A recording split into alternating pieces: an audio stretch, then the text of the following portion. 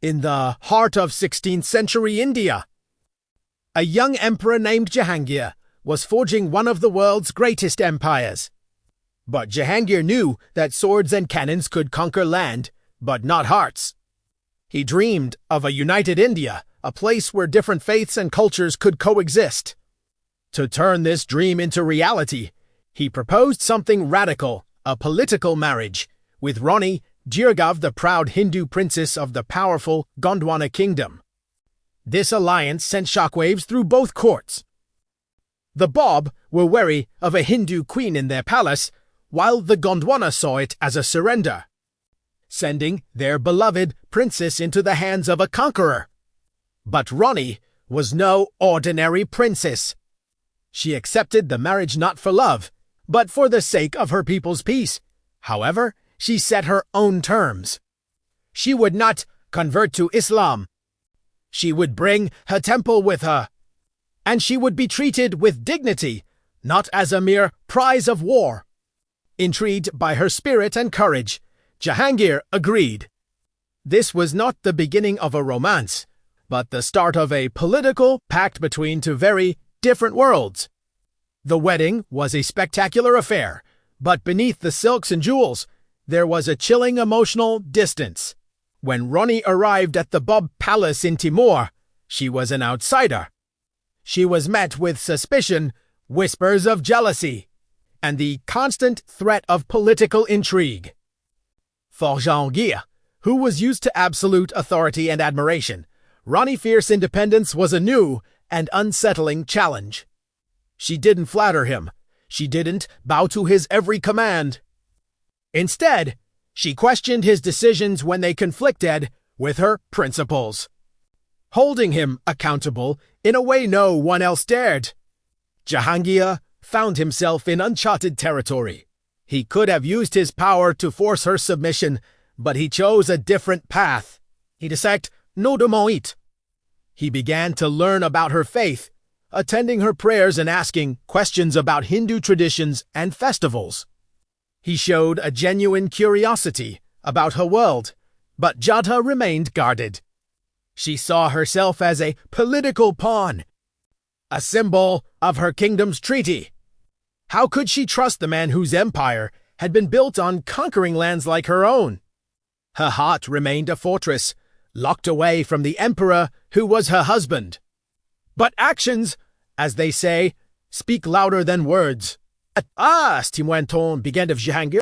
He wasn't just a conqueror. He was a ruler with a conscience.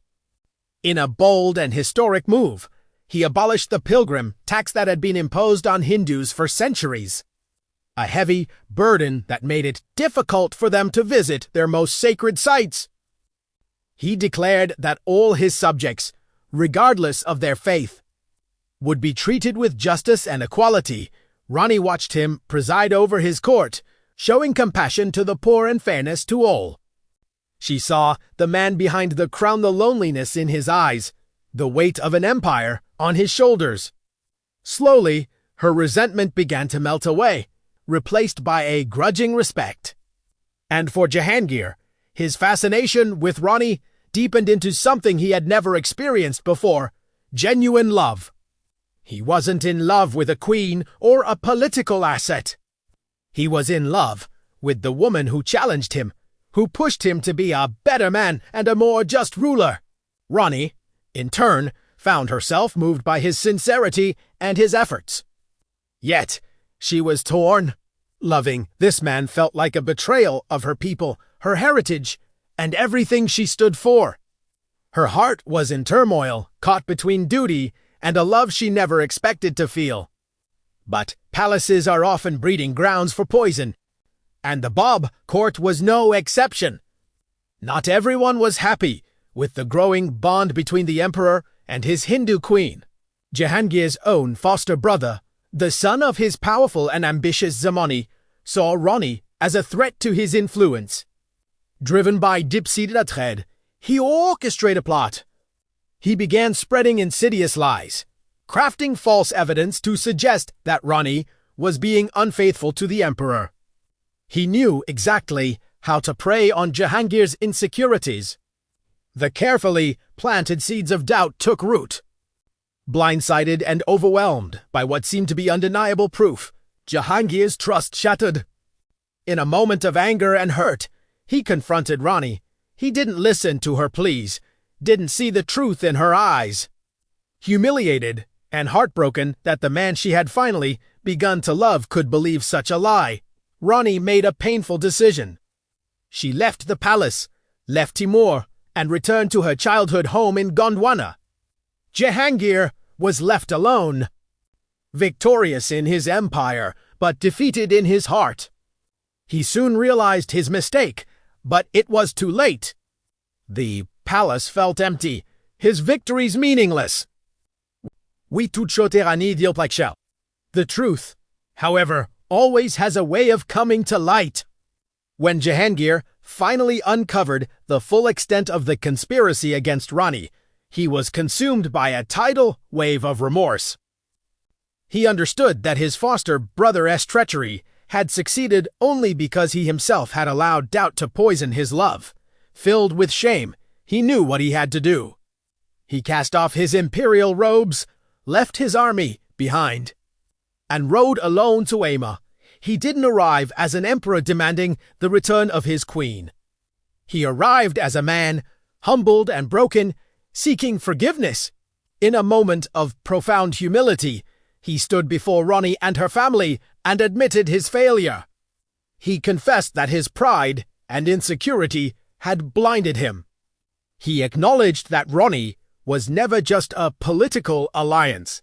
She was his conscience, his partner, his strength. He laid his heart bare, admitting that without her, he was incomplete.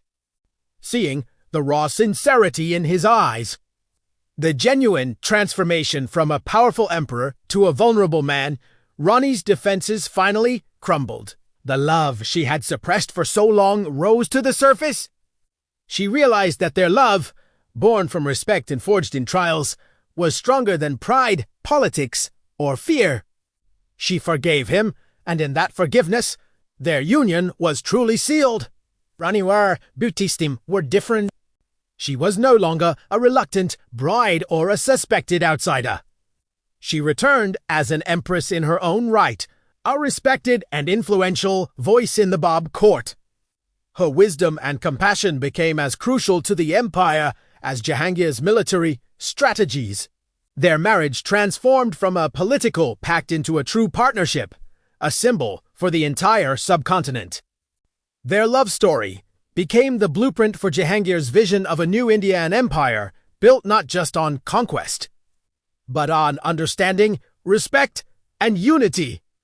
Rani stood firmly at his side, not in his shadow, proving that the greatest empires are built on the foundations of love and a shared vision for a better world. Thank you for watching.